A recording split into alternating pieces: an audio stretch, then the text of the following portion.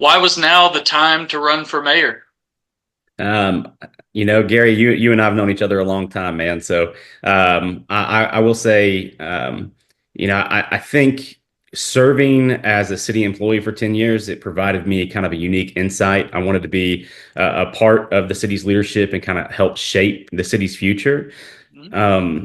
I had hoped I would get one more term with Mayor Choate. Obviously, that's not the case this time. And so I just felt like the timing was right. I felt called to run in this capacity and continue to serve in this way. So while I had hoped for one more term on the council, I feel like I'm well prepared to take the reins from Mayor Choate and continue down the path that he has put us on and continue building upon the successes that he has had and the councils before me have had. Yeah. Was it an easy decision, or like kind of how much goes into deciding to run for mayor? No, I wouldn't say it was easy at all. It's a lot of conversation with the wife and close friends. I have two young children that I love and adore and want to be a huge part of their lives, and will continue to obviously do that if I'm fortunate enough to be elected as mayor. But all of those things kind of go into the back of your brain, and you're Yeah. trying to process all of those things to see if it's feasible at this stage in life.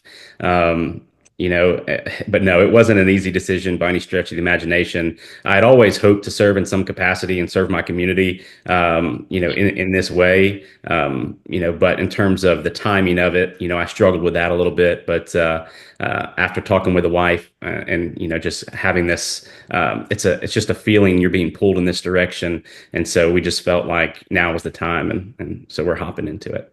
Yeah. Was there a moment or something that kind of pushed you over that edge that said, okay, like I'm pulling the trigger, I'm doing this? Nothing specific, Gary. It was, there's a lot of challenges that the city navigates on a daily basis. And obviously, in our first time in our history, we're operating in a deficit for the first time that I recall ever as being a city employee in this year.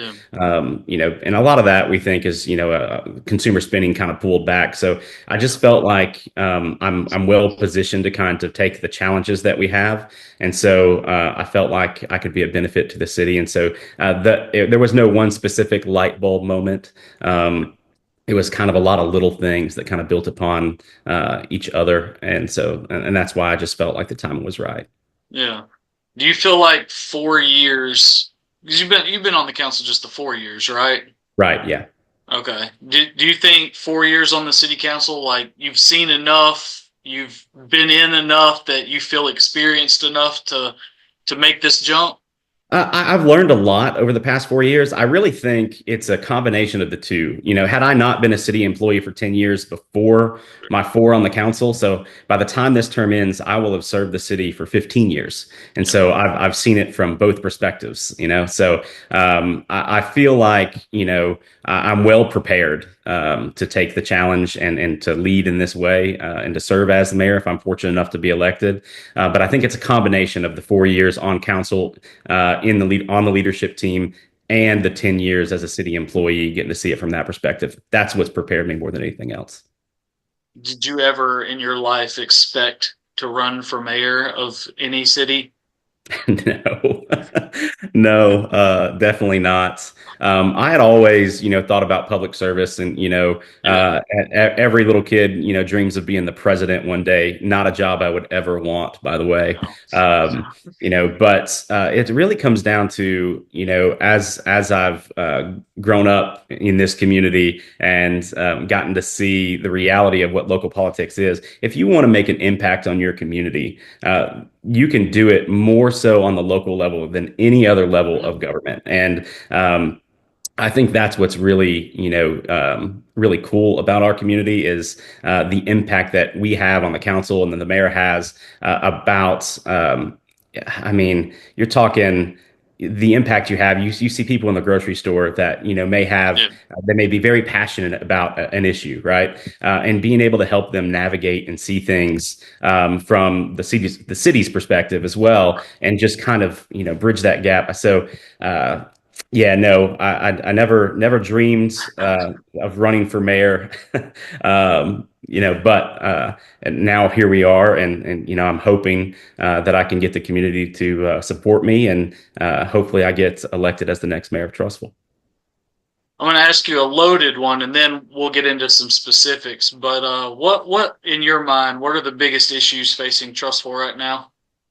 All right, we'll dive right into it, man. So the reality we've got a handful of things, and so we'll kind of navigate them, and they all focus around I'm going to call it strategic or controlled growth, right?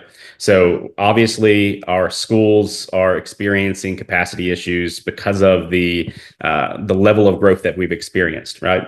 So you've got major subdivisions that were approved. I mean, heck.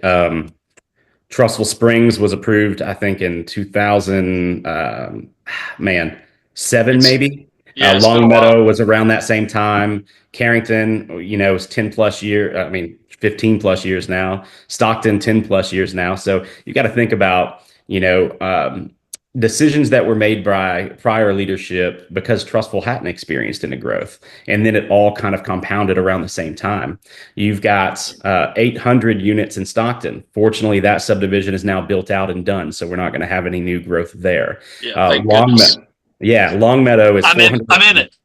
Yeah, Longmeadow's 450-ish Okay. houses, and we're only 40 to 50 houses away from having that subdivision completely finished and built out, which is fantastic because we're not gonna have that mass increase of student population in the schools because of those subdivisions.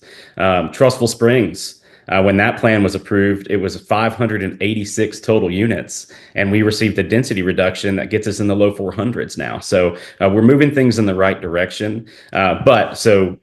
To your point, controlled and strategic growth is kind of the key component to all of it, but we've got to navigate handling our school infrastructure needs, right? On top of, we've got to address our infrastructure needs as a city. So we're doing great things. We've got obviously the interstate expansion happening. We've seen improvements on Highway 11. We've seen improvements on County Road 10, on Chalfa Mountain Road. But the reality is, it doesn't really solve our main issue, in my opinion, and that is going to be a complex problem, and that's the expansion of Highway 11, right?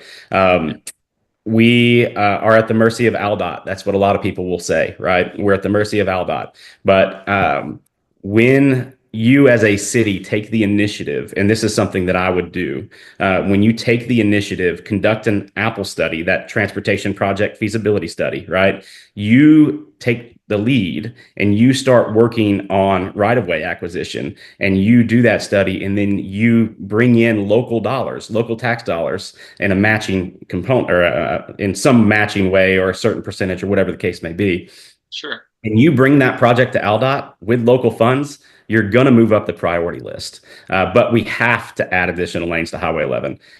I understand how much of a pain that's going to be and how involved that project is going to be. But to really solve our traffic congestion issues, we've got to fix our main corridor. And you can only do that with additional lanes. So, Where are we talking about? From where? What's the boundary? From where to where? so from downtown to Publix, that section right Okay. there. I would love to get it all the way to the city limits, but we've got to focus in sections, right? Because we only have so many local tax dollars to spend.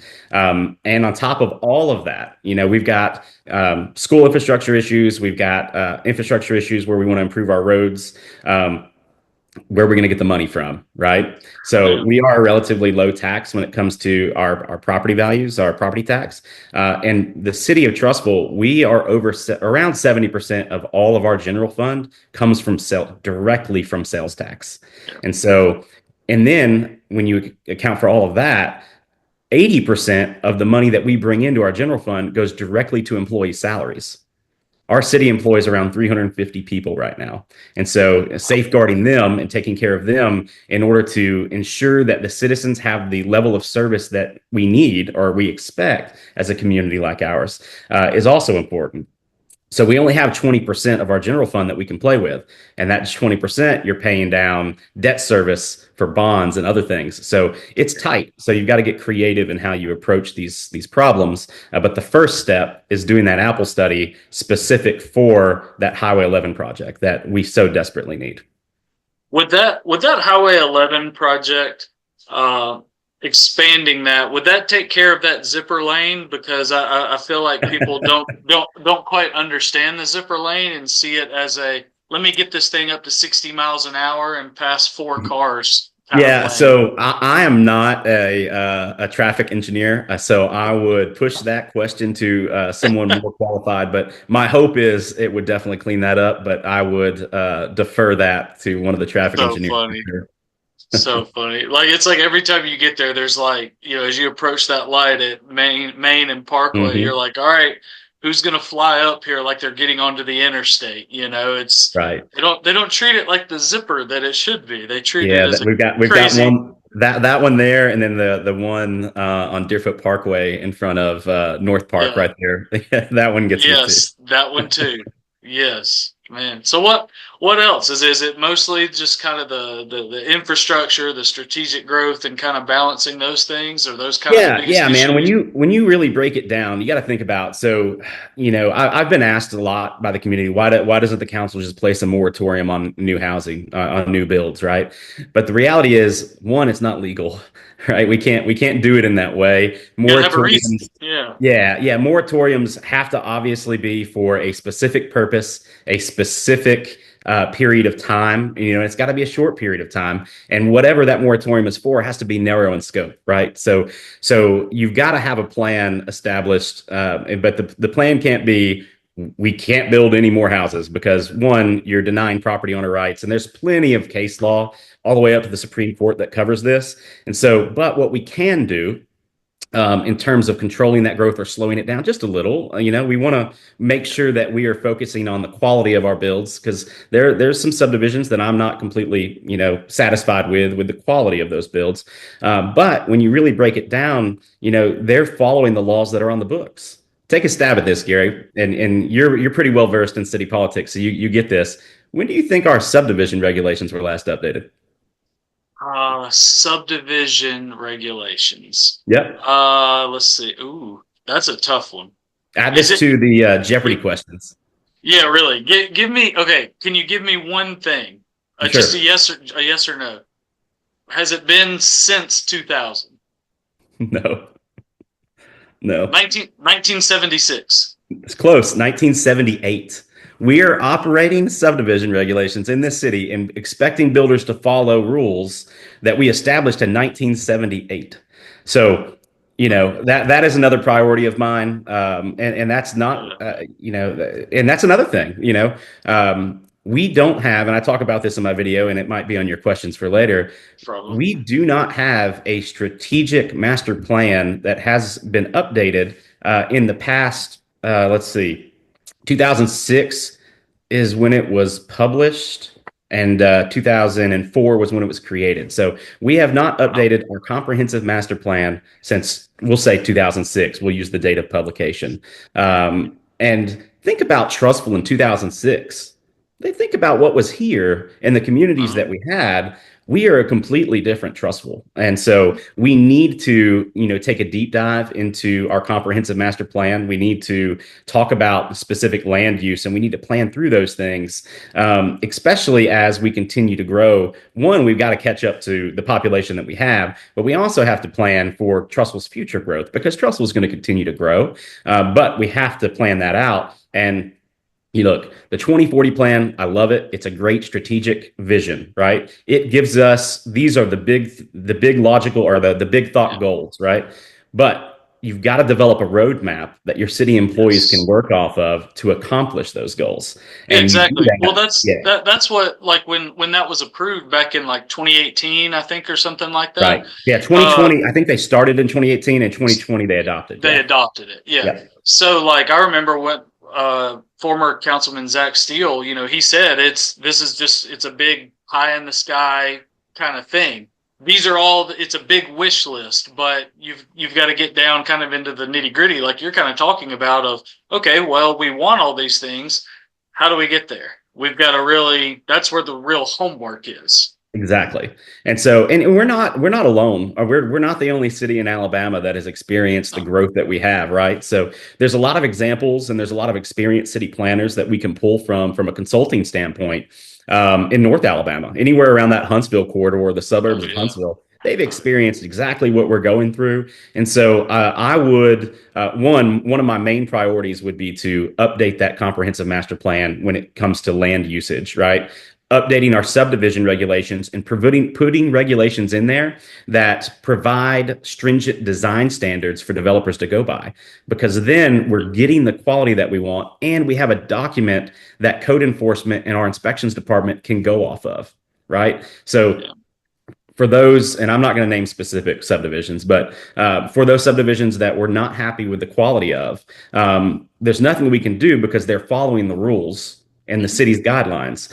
But if we update those design standards, and when I'm not, we want to make it an even playing field for everybody. So Exactly. here are our Yeah. design standards. Here's our expectation as a city, and that's going to increase or make the quality of those homes better. It may decrease slightly the quantity of those homes going in, and so it's a balancing act. And I would say that just updating standards that were created in 1978 would make a huge impact Yeah. on our community. And Yeah. so doing that and addressing our master comprehensive plan, those are my biggest priorities in terms of kind of what I would start working on day one.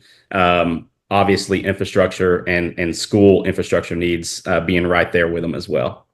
Yeah, and I'm not going to name the subdivision or the company either, but if you have lived in Trussville in the last like 5 years, you They all there's know what we're talking about. they all know what we're talking about. Right. So if you're thinking it, if you thought, oh, this company or oh, that neighborhood, you're probably right.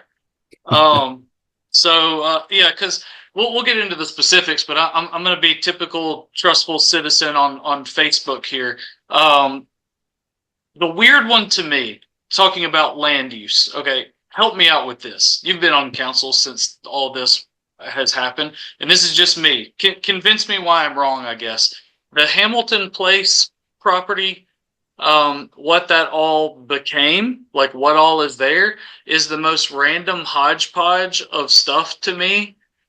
And this is just my personal opinion. And that's is what it is. But like having a school systems central office next to a walk-ons, next to a gas station, in front of an ER, by kind of a strip mall-y looking, deal next to a bank is the weirdest, like, it's the weirdest combination of places that I see in Trustful now. Does Yeah. anybody else feel that way, or am I on an island? So let me start off by saying so that entire project was actually approved prior to Previous. Yeah, this council. Yeah, so it was a previous council, so I don't want to second guess the decisions that were made by them. sure. Obviously, we're super fortunate to have businesses that want to locate in Trustful. So I'm super appreciative of those folks that decided to move their companies to Trustful. Yeah, Now, in terms of what you're saying, we may agree, we may disagree, but I'm not going it's to fine. dive too much into that because, look, I own a small business in this city, and I know the leap it takes to start a business, and we're Yeah. just super fortunate that even if others think it's a hodgepodge, I'm just glad that the businesses that are there chose to come to Trustful. Yeah. Oh, well, hey, How's that I, for a politician answer for you, Gary? I mean, you ride the fence really well. No, hey, I've gone to walk-ons. I can't tell you how many times. Just ask them. Oh, real quick. I will add one thing because there was a lot of Yeah. misinformation out there. I just think it's important for the audience to know the school board how that was paid for, and I Yeah. so I just think it's important for people to know because I've received phone calls that, it was a waste of taxpayer funds and all this stuff. I just want folks to know that there was no local tax dollars spent on that building. That money came straight from the state of Alabama. And so we got that building for free because we had a project ready to rock and roll, and the state said, here's some funds for it. And then I've had people come to me and say, well, it's a waste of taxpayer funds. You should have sent the money back to the state. Why would we do that? Just for the state to turn around and give that to another community, Someone right? else. The Yeah, that's money's going to crazy. be spent for that specific purpose. And why not? And same thing with the softball complex, like the new softball complex that's going in. Look, $4.2 million grant from the state. Why would we say no to that and let the state give it to another community? We want that here in Trussville. So I just want Yeah. people to understand that local tax dollars were not spent on that building as much as Mhm. I get a lot of emails, I get a lot of phone calls about it. That was a gift from the state. And that allowed us to not have to spend other money to build them a facility out. So I just want people to know that. Exactly. Sorry, unrelated to No, your question, but no, wanted to no. throw that That's there. well, and it's important because even though we're kind of a few years after the fact at this point, people do still say that, and I'm going to be careful how I say this, but I think a lot of people are biased in their thinking there because of previous leadership, and they still dislike previous leadership, and they create a little narrative in their head that this was what a certain person wanted and did it with local money, and I'm mad about it. And they kind of let the fact of how it was paid for, like you laid out, kind of they don't let it really enter their mind, and because they're so convinced because of their dislike for a certain person or a certain group and that kind of thing. I think there's a lot of that. Gotcha. um let's go into some specifics from your announcement video here. I kind of went in order. I just made notes as I went, so this isn't me being the biased history guy. But the first one, you'd mentioned, I'm going to throw up some air quotes for the people who are watching, but like, rich history makes Trustful special. What all have you learned about the rich history of Trustful? So a lot in your book. I can plug your book right now, Gary. So I mean, that's what I was trying to do. No, I got it I on my just, bookshelf over here. It's on the other side of my computer. But no, man, it's just the people. I mean, just the people and the conversations that I've been able to have throughout my time in Trustful. So I moved here in high school. You know this because we went to yeah, school together. I moved here my sophomore year of high school, and this community welcomed me with open arms. Right. So my dad retired from the Air Force. I lived all over the country, but it was never. I never had the same welcome that I had until I came to Trussville, Alabama. And so that's why I'm still here. That's what sold me on this city.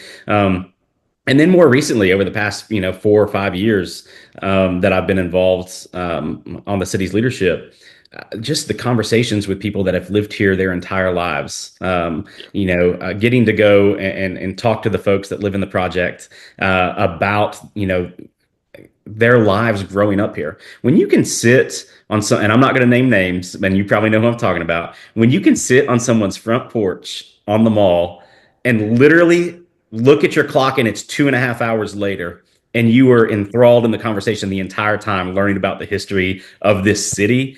I'm telling you, those conversations mean the world to me. And if he ends up watching this, I'm narrowing the field down, the mall and he, so somebody's going to get this. It's those conversations, and it's not just one, it's over and over and over again. The work being done by the found like the Cobble Project Foundation, like the work that's being done to teach about the project and about our history. yeah. It's just so cool. It's so neat, man. So, and I'm always learning something new because I will say projects and make that plural, and that is wrong. I've learned that. The folks in the project will correct you and correct me and tell me why. So It's an important distinction. it is, it is. Because the story that I've told people, like, since we started the foundation, was sometimes shortly after that. I think maybe we got tagged in a post, or that kind of stuff happens now if someone has has a question about the project. Yeah. And so it was like someone posting in like a Trustful Trading group or what's happening in something like that. And they were like, someone had posted their house either for sale, for rent, I don't remember. And they put that it was in the project.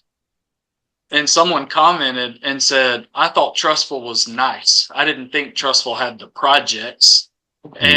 And we were like, and people like obviously got all onto them. They're like, no, you're completely misunderstood. Come out here and visit, and you'll see what we're talking about. But they had it in their mind, hearing that S on the end of it, that it was It run had a negative down and connotation. it Yeah. had a negative connotation. So uh, I think all of that is pretty well dispelled at this point.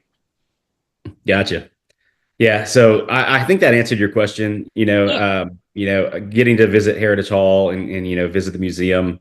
Obviously, for those that don't know, we have I'm sure your audience understands and knows we have a history museum in Trussville. But if you don't, go to trussvillehistory.org. A fine leadership Trussville project where you can Yeah. kind of take a virtual tour, get a little taste of what's in the museum before you go visit, because they have a ton of stuff. And there might be a yearbook with my photo in it. I'm not sure if Oh, I'm there old enough is. yet. Well. Yeah. What's funny? Well, hang on. What's funny is before we started recording this, I was finishing up a yearbook kind of project that I'm kind of working on some stuff with Lance Walker, the athletic Okay. director at the school system. They're going through. I mean, it's public now; it's approved. They're going through a branding kind of thing Mhm. or a rebranding, branding kind of thing, trying to get everything consistent because Right. Trustful, Hewitt Trustful has been a lot of things. And so I went through the museum actually this Saturday, all the yearbooks that we had, and made a list of what all we've got. And then I went through each of them and I was trying to determine what colors were we in all these years and what was the mascot associated in those years. Because Interesting. I mean, I've put out some stuff on Facebook and the good old days Facebook page, and you get, you're kind of crowdsourcing, but then you're going to get this person says this person says that, and you're back at square one of I don't know the answer.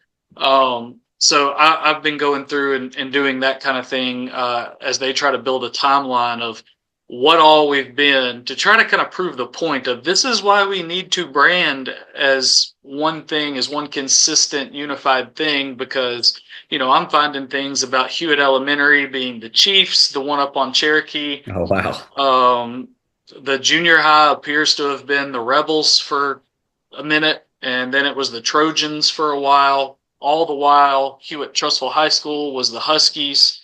As you probably know, there was a time where Hewitt was black and gold, Yeah. and then red and gray starting in like 1954, 1955. So he's trying to put together a timeline that shows here's all the craziness we've been. It's time to just let's be consistent, So he's kind of building a historical timeline of all the schools and what all buildings have been what schools, because we've shared a lot.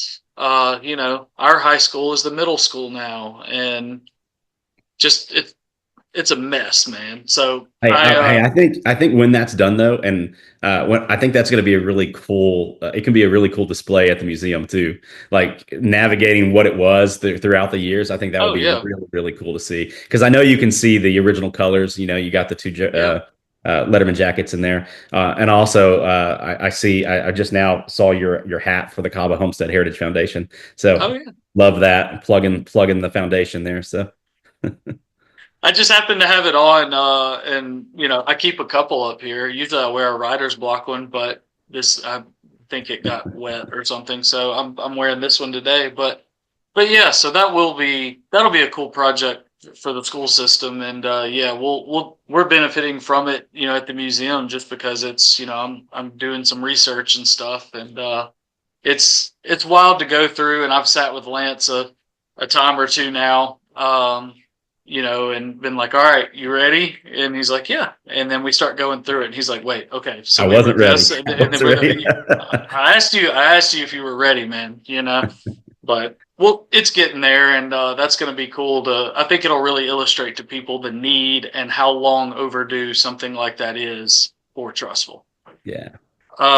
The next one I had, we're going to skip because we've talked about kind of the focus on infrastructure and how vital that is. But I was curious about this. You mentioned this earlier and in the video, but it's something that always stuck with me that former Mayor Gene Melton would always talk about. But responsible growth, controlled growth, that kind of thing. How do you kind of achieve that? Like knowing that that's important, knowing that you kind of have to, while also, pushing your city where you want it to go. How do you kind of balance that?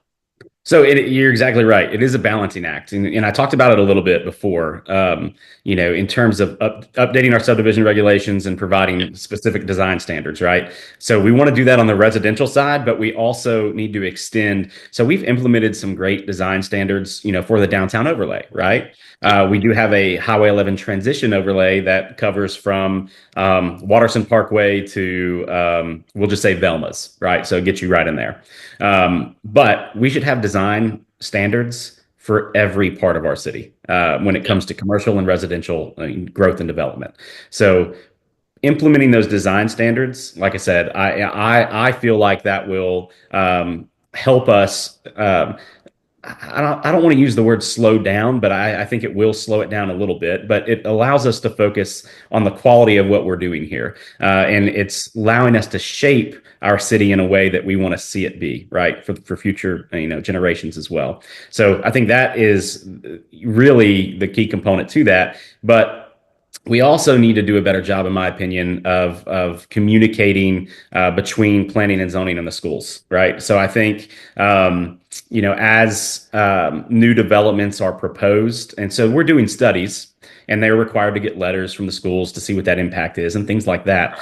But I want to improve and not just the schools. I want to improve communication in terms of what developments occurring across the city, so everyone has quick and easy access to it as well. So to answer your original question before I squirrel onto this other thing, is again updating the comprehensive land use master plan, updating the subdivision regulations, making those as strong as possible, providing the playbook for developers, and providing a playbook for our city staff to enforce and move into code enforcement and inspections and things like that. That way, it's being built the way we want it to be built and looks the way we want it to look. That's But right. um, uh, I say all that to say, I kind of lost my train of thought for a second. But if we create design standards for, say, Chalkwood Mountain Road, for Deerfoot Parkway, before we have, and really Deerfoot Parkway is the last frontier in terms of Yeah, development. We all know this. And so it would be helpful to have design standards in place before development really kicks off over there. That way, it's not a hodgepodge. As you kind of mentioned earlier, it is specific, it is controlled in a way and developed in a way that makes sense and enhances our quality of life. And that's really what we need to do. And I think it can be done by updating and modifying our ordinances and our regulations. yeah. Well, and I think I mean, it's obviously important because I think the feel that you can get sometimes from people in the community when, something opens or they see something being bulldozed to make room for this or that, whatever it might be, whether it be houses, a neighborhood, a new business, whatever. I think they see like, oh, something else is coming now. Something else is coming. I mean, I've seen more bulldozers in the last 2 years than I've ever seen in my life in Trussville. Yeah. You know me. Progress is a word I struggle with, and always will. Yeah, However, and I'll real quickly, Gary. yeah, go for it. You've got to in these roles on council, and I think it's also important for people to understand this too. For anybody that's considering running for council or for mayor or whatever the case may be, Sure. you've got to realize that you're not. It's not about you, right? It's not what my opinions are. It's about what we feel collectively is best for the city. And so you're not making these decisions independently. You've got great Right. people around you. You've got planning and zoning folks around you. You've got boards and committees that are all help shape the decision and shape the direction of the city. And those are all volunteers doing that, right? So Mhm. it comes back to well, while I may not want to see any more houses in Trussville, I'm not saying that's my opinion, but Sure. while I may not want to see that, but the reality is, there's case law out there that to deny someone the highest and best use of their property is a partial taking of someone's land, and so you can't do that legally. So then you waste taxpayer dollars on lawsuits that you're eventually going to lose. But if you, like I said, give them the playbook to work off of, and then you can kind of shape it in the way that makes sense. And Yeah. so I just think it's important for folks to know that it's you can have your own personal opinion, but the reality is, in the role of mayor or the role of council member, your job is to do what's best for the entirety of the city, even if it goes That's against right. your own personal beliefs and feelings. Yeah, So. yeah, and that's exactly right. And I think I was starting to head down a long-winded way of saying what should be simple is that, and you kind of you obviously said it, is you should have a playbook before you run the play. Yeah. If I'm using a metaphor, like, and I think that's kind of the vibe I've gotten from numerous people is like they see whatever it is going in and they're like, what was the thought here? What are we basing this off of? And what you're saying is, well, we need to have very specific things for whether it be commercial, residential, etc., to base those things off of. Like you said, give them the playbook. Yep. So thank you for reining me in on that before I went down a rabbit hole. Hey, Uh, it's far easier to defend the city's position and the decisions we make when we're giving them the playbook before they start. that's exactly right. Uh, Education. So obviously the tax vote from a couple months ago failed. Uh, Tough time to ask anybody for money.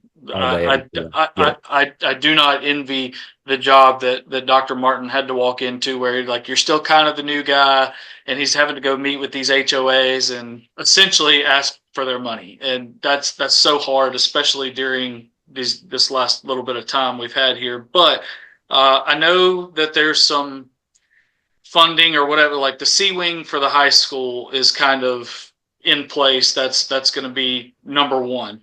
Hmm. How do you get what you need in a fourth elementary school, and obviously updates that the gym, the cafeteria space, that kind of thing at Hewitt Trussville Middle School? I know these are probably questions where Dr. Martin would need to be here as well, but after a citywide tax vote fails, how do you kind of get those things that you need now? Like what's the shift? Yeah, so I don't want to take away from Dr. Martin's State of the City Yeah, address next month, so I'll that's right. be intentionally vague on some of Sure. this, but I will do a more detailed video for your audience and my audience as well. C-Wing financing, it's probably pretty well known that Yeah, I feel like that's covered at this point. Um, and that's project one, right? In terms of the others, you've got to think, obviously, the city has limited resources and limited funds. So we're still actively exploring. I think we're confident that we've identified one mechanism to potentially cover one of the other projects, right? I'm not going to name the specific one, sure. but and then the other project, and this is just the harsh reality of it, without outside funding sources, we need to wait for bonds to roll off, right? So that debt service that for other school or for other infrastructure that we have out there on the city side and the school side, that's going to have to roll off before we can then finance that third project. So obviously, all of them are priorities. There's a need across the board at every school at every level of our school. And so leadership with Dr. Martin and the school board, as well as the council and the mayor, we're all actively exploring. We heard the city, we heard you loud and clear. There's going to be some tough decisions that have to be made ultimately that may or may not be popular. But the reality is we've got three projects that have to happen. The school continues to be the economic engine that drives this city. There is no doubt about it. Yeah, Quality public safety and a quality education, and that is why people come to this city. And so we are going to do everything that we can to ensure that those projects come to fruition. And now the timing of those, again, it all comes down to now. I say all that. consumer spending this past year has been at a low, right? Right. Things change, and if additional money frees up, that may, allow us to contribute, faster than we anticipate. Otherwise, we wait for debt service to roll off, and that's my perception. Dr. Martin and Mayor Choate may have another plan, Sure. but it's not been released to me yet. So, Yeah, man. Well, it kind of, I mean, I feel like all that kind of speaks to the other side of having that playbook on the front end where infrastructure before growth in a yeah, way, right? hmm I mean, this right. is kind of, I don't want to say this is the consequence or something like that. I mean, people want to come here, they've come here. You've mentioned there's case law, if you want to build, build. But it does seem like we're kind of in a spot where, like we kind of outgrew ourselves before we knew it. Yeah, and I think that, and again, I'm not knocking prior decisions by No, leaders no, that, came before me, but I think I think there could have potentially been a lack of communication between the two sides that didn't, or maybe there was communication and we didn't have the funding for it. But my thought process is, we kind of improve communication and kind of do a better job forecasting what we anticipate, our population needs or what our population growth is going to be, what our student impact is going to be. I think, obviously we're doing that now, and we'll continue to do that, but we need to be actively projecting, what we anticipate to see. And that's why you should never have a comprehensive master plan, because obviously that master plan is going to cover, the impact on the schools and kind of the things like that. But you never want a plan that isn't updated. And so, in terms of, we're going to create the playbook, but we're also going to establish policy and procedure that outlines, hey, every 4 years, we're going to update this playbook. And this is required, and this is what's going to happen. And that allows us to reforecast and allows us to take a look at where we nailed it, in terms of where our projections were, where we missed the mark at, right? And allows us to adjust those things. And that way we can see what that impact is going to be on the school. And we're actively looking at it year in and year out. And every 4 years, we're coming together and updating the comprehensive master plan to address those things. That way we don't find ourselves in the position that we are in now. got you. I've That's already a asked long-winded about. answer to that. Sorry. No, no. Hey, that's what a podcast is. I don't have to just like cut your quotes and put it in a newspaper story, and people read it. They can just watch it for themselves. Here it is. I've already asked you about controlled growth and kind of city character, so I'm going to skip past that one. But you mentioned, especially in that last topic, you mentioned a lot about communication. I think, I mean, personally, I think you and honestly, to a degree as well, Lisa, who is also running for mayor, have probably done the best job, at least at least from a social media standpoint. I'm not out there every day. Like, I don't know where Alan and Perry and Jamie and where they're all going and who they're talking to in person and all that. But I think y'all have done maybe the best job of meeting people where they are. Um, from a transparency, from a communication standpoint, just kind of tell me your thought process on communication and what you would like to see if you were elected from a communication standpoint. How do you want to keep people informed, and through what mediums will you hit them? So, we've done a lot. We've experimented a lot too over the past 4 years. If you recall, when I first got in office, I was actually live streaming city council meetings on Yeah, my personal camera to my personal or to my city council Facebook page, right? So yeah, I was using like Wemo cameras, and the quality, it wasn't the greatest thing, but I campaigned on, I wanted people to be able to see exactly what we were doing. And, yeah, to be completely honest, and this as a historian, Gary, like, minutes don't capture everything. That it is a summary. It doesn't capture everything yeah. that's going No, on. And I just felt it was important to, one, um, give people a medium in which they can watch if they want to, right? Viewership isn't going to be high. We see that now on our now that we're actually doing it, and yeah, the city's doing it and broadcasting it to YouTube, which Lisa and I both wanted. And so yeah, we worked toward getting that, and we were able to, get the funds allocated, and our IT folks were able to make that happen for us. And I think that's super important for a city like yeah, ours to archive minutes and meetings and things like that in a video form. Um, In terms of my social media use, I think I'm probably the most proactive, the most active on it. And I think that's probably a generational thing too. Sure. That's a fair, probably a fair assessment. But For sure. I have always stood by the ideal that I'm going to give you my thought process, right or wrong. I'm not a perfect human, just I'm not. Um, Right. but I'm going to give you my opinion and give you the reasoning behind the decisions that I make. And I've put that out there for better or worse. Um, and I hope people appreciate that. I feel like I would if I was a citizen that Yeah. I disagree with the decision he made or I agreed with the decision he made, but I appreciate the logic and the reasoning and the intentional thought that went behind the decision that was made. I am not one to quickly make a decision that's going to be based off of emotion. There is going to be logic and there is going to be Yeah. a thorough review process before I make a decision that is going to impact so many people. And that's just the way I view things. You've got to have logic behind the decisions you make, and you've got to be Yeah. able to support the decisions you make, even if they're right or wrong. We're going to make a decision. We're going to make a timely decision, but it's going to be supported by data. So, Yeah. So what from a like if you were elected, like would there be much that you would change or anything that you would implement like in terms of like I know y'all got Text My Gov now. yeah, That's yeah. that's So helpful. Stuff like that, newsletters, mailers, email, I don't know. yeah, Anything yeah. like that? So I think one, I'm going to be very active if I'm fortunate enough to be elected as the mayor. Obviously, I want to be the spokesperson. I want to be that person that is distributing information to the city.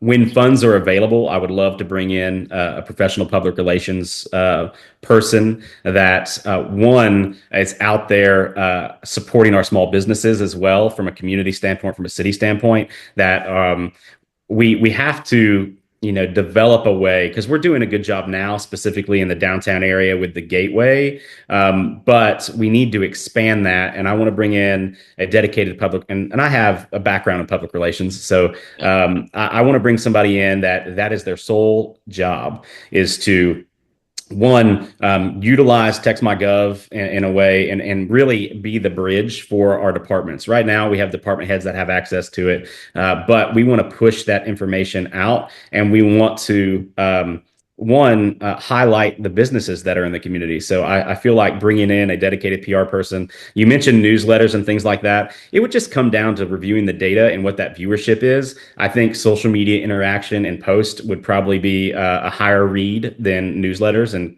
opening up links and things like that on email now. So I think that would be good.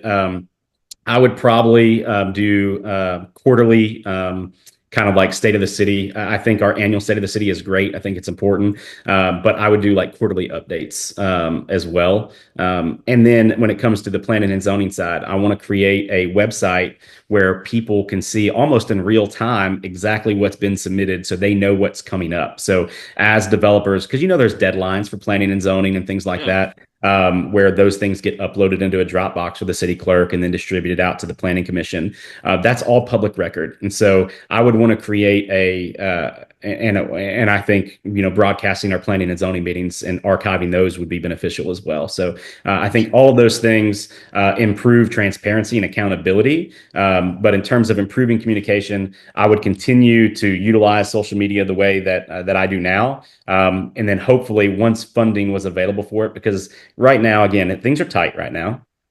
If Yeah. funding became available, I would, bring in that PR person to kind of take charge and do those things. In the meantime, I would handle that and, make sure that the community remains informed and, utilize TextMyGov for, railroad blockages or, things like that. Traffic accidents. It's being underutilized at the moment. And a lot of it is we are kind of beholden to the information that they're able to acquire through like the postal service or third party providers.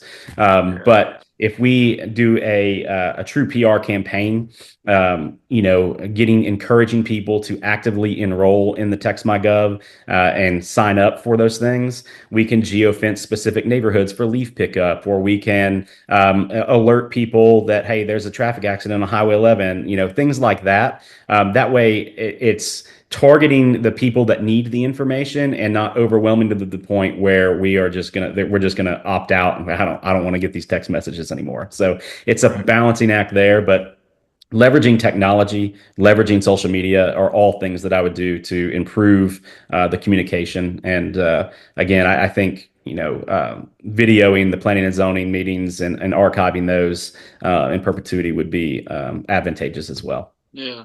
Is there, because I know I get stuck in this box as a generational thing, but doing so much of our CHHF's website and socials and all that stuff, we do tend to have there's a portion of that audience that is older that's like, oh, I didn't know this was happening, because they're not on Facebook, or they're not on our emails. Is there any balancing act to still doing the snail mail thing, because that is Yeah, expensive, no, but I'm glad you brought that up. Yeah, so I mean, when you look at, again, I mentioned data earlier, that I'm a big data guy. yeah, That we know exactly what the average age of yeah, specific subdivisions are. We yeah, know where that demographic is at, and so I don't think doing a citywide mailer is a solid use of taxpayer funds, to be completely honest.